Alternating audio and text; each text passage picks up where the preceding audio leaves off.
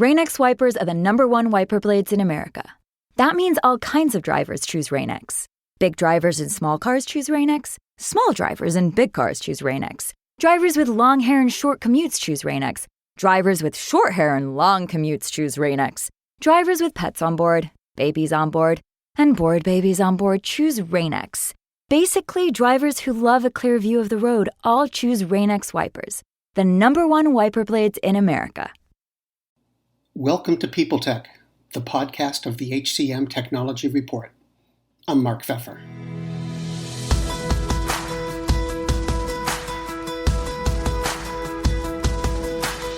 My guest today is Anil Dharni, co-founder and CEO of Sense. They're a talent and engagement platform that's built for enterprise recruiting teams, and in fact, they say they're the only all-in-one solution built for that market. He'll tell us a bit about Sense, then we'll look at what's going on in today's labor market and how employers are trying to cope. All on this edition of People Tech. Anil, welcome. Now, can you tell me about Sense? What does it do and who does it do it for?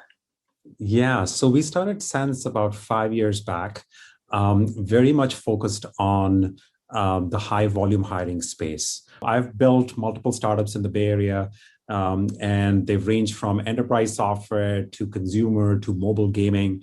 And one of the things that I realized that the biggest asset that startups and companies have is the people, right? And we spend as executives inordinate amount of time trying to attract, source, and hire talent into our company so they can help us grow and scale. As it turns out, while there's a lot of human in the loop that is required to hire great people, but when it comes to hiring at scale, when you're trying to hire 1,000 people a month, 10,000 people a month, companies really struggle. And that's where we found the real opportunity. So what we've really tried to build is a life cycle candidate engagement solution that follows and tracks the candidate all throughout the conversation when they're having with a company. And we don't just stop at the offer stage, because as you can imagine, Mark, what has happened now is there might be people that accept your offer and nearly 30 to 50% of them don't show up on the first day. And even if you're lucky that they do show up, a bunch of them end up quitting also on the first day, first week, whatever the case might be. So especially in verticals like logistics, warehousing, light industrial, we are finding that it's very, very difficult for companies to not only find people, but also to retain and keep them. And that was the genesis of building Sense. And it's kind of interesting once COVID hit, and as you can see from the news articles that we see every single day, it's really hit its peak. I think just yesterday there was an article around Burger King and how just the employees just quit and they had to just shut down the restaurant. And this is all over the place, right? So it's happening at much higher frequency than before, and companies are really struggling to find solutions that can help them with this problem. Okay. Now, given the timing of COVID and everything that happened over the last year, and your customer base and what they did, COVID must have been a real challenge, for Sense. Can you tell me about the challenges you faced and what you do to address them? Yeah. So first of all, once COVID hit, and this was going back to March 2020, within a span of about 2 to 3 weeks, our customers, the number of job openings they had were slashed by about 40 to 50%, depending on the customer, right? The recruiting teams were laid off or furloughed immediately. Companies didn't know which way the world was going to go. And one thing they knew was they were going to stop hiring. But as a couple of months progressed, it pretty much switched around very fast.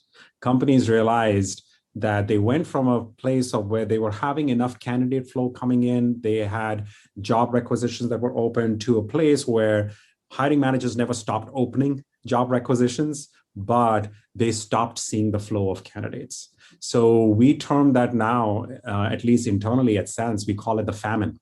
So we are in the world of great famine right now, especially in blue collar, gray collar, the caring economy, the pink collar workers and temporary workers. Companies are struggling to find candidates And even when they find the candidates, they're struggling to keep them. So that is the number one conversation that I'm having with TA leaders, with CHROs, with CEOs, is how can we leverage technology to help our teams do more with less? Because we ended up laying off a bunch of recruiters, sourcers, coordinators, and they're not coming back. But the demand and my job requisitions are bouncing back out, right? So I think I'll share one statistic with you and with your audience. Indeed, they just published the number of jobs now on Indeed that have a sign-on bonus.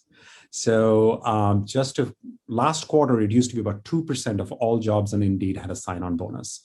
Today, it is 20%, a 10x increase. And these are not for jobs that are AI, machine learning, creative. What we thought was where the war for talent is, really upstream. It's in the high-end professional side of the market. That's not the case anymore. These are all for jobs, whether they are Amazon jobs, FedEx jobs, UPS jobs, Home Depot, logistics. So these are in these industries where the highest challenges are. Of course, the entire healthcare industry is bearing the brunt of lack of candidates, qualified candidates for the right jobs. You sit in an interesting place because you see what's going on at a lot of different employers across several different industries. So what do you think is going on with the workforce right now? Restaurants, hospitality companies, for example, who just can't staff up the way they need to, and they can't figure out why. What's your perception? Yeah, it's a multi-dimensional challenge, at least based on what we hear from our customers. And it's also pretty local and regional to some extent. But one of the first things we hear is safety. In regions, for example, where a lot of people a majority of the population might not be vaccinated, workers are unsure of going back to restaurants and serving that population, knowing that there's going to be a risk. Number two, once the pandemic hit, people actually moved away. So in the hospitality sector, in the cruises sector, these companies are looking at the internal database and realizing, my gosh, we laid off 20%, 30% of our workforce, and we don't know where they are. So they're having to figure out what technology can we use to get back and reach out to them and say, please come back. So there's also been sort of the great migration now that has happened in the last year and a half because of the pandemic. The third thing I would say is the biggest loss of the people that fled the labor market was obviously women. This was really, really harsh on women. And one of the main reasons was childcare support. So even today, there are about 20 to 25% of all public schools are still not open. And women are struggling to figure out how to have enough flexibility where they can find a job, yet at the same time take care of home care activities. So again, it's a multidimensional problem, no straight fix there. Of course, we are noticing that the wages are going up. And especially in the staffing space, our staffing customers are going to the clients and saying, listen, and trying to convince them, you got to raise the bar, you got to raise the wage, you got to give a sign-on bonus, you got to improve your working conditions. If you are not able to improve your working conditions, people have just too many options today. If they don't feel like working in the restaurant, they can just go to a warehouse, they can go to a logistics company, they can drive for Uber, whatever the options might be. So people have a lot more choices. And they're making the choices depending on their own personal situations. Do you see that situation changing? Or do you think over time it might kind of evolve back to what we used to call normal? Yeah, so definitely a candidate-centric world, and it moved very quickly, right? So right before the pandemic, it used to be, at least in the blue collar and gray collar workforce, it used to be the job seeker does not drive the market. But now I think companies are stepping back and they are trying to figure out not only the wages, which is okay, that's a straightforward thing that you can do, but they are also highly focused around the candidate experience, around their brand, around loyalty, around retaining people. And so how do we improve the working conditions? How do we check in with our employees on a much more regular basis? And then how do we quickly take actions? How do we create candidate experiences that are different for my high volume hires versus my executives versus my D&I population versus my campus recruiting. So I think the leading edge companies, the companies that really care about people, are really trying to redesign the candidate experience, the associate experience, the employee experience when they're actually on assignment. And those are the ones that are going to win in the short term. But I think this is here to stay for the long term, in the sense that the companies that are not able to react, the companies that don't change their recruiting processes, are going to suffer, and they're going to get outcompeted. Now let's come back to Sense for a minute. It seems to me that you're in a pretty crowded space. There's a lot of platforms trying to handle high volume hiring. So what do you do that's different? What's the part of your message that you think really sets you apart?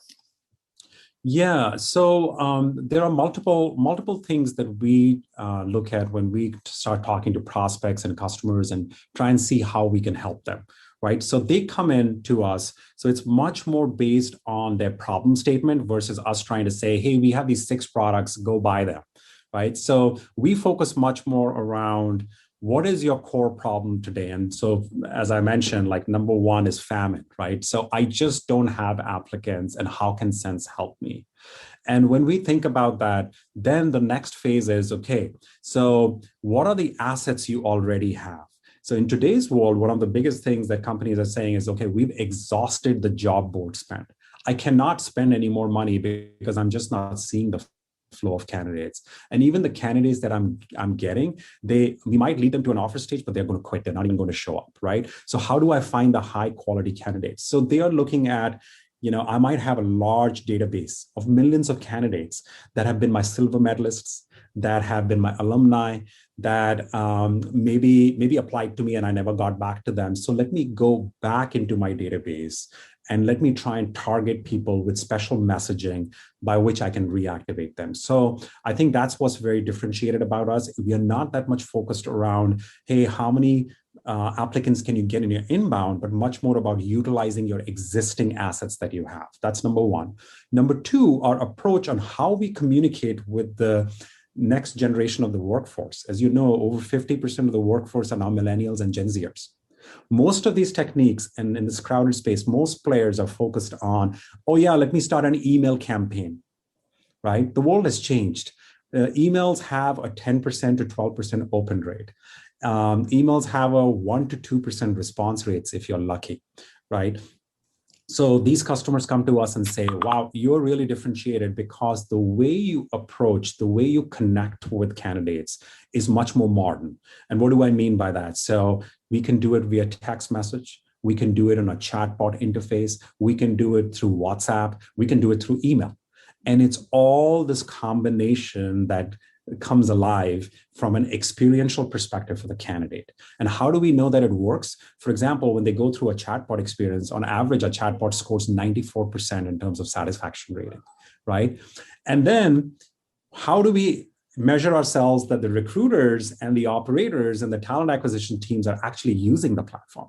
Because that's key. And what we've really done, Mark, there is we built this no-code interface. TA teams, talent acquisition teams, can now design experiences without knowing how to code stuff. And they can say, I want to build a customer journey, or I want to build a candidate journey focused on, let's say, African-American folks talent pool or Latinx talent pool. And I want to do it very intentionally. I want to have these many touch points. I want this touch point to go out as an email. I want this touch point to go out as a chatbot. I want this touch point to go out as a text message, right? And when you are given a single platform through which you can craft your entire end-to-end candidate experience, it's an aha moment for our practitioners. So that's what I would say is the biggest differentiation we have compared to our competitors. Well, Anil, thank you very much for joining me today. Yeah. Thanks.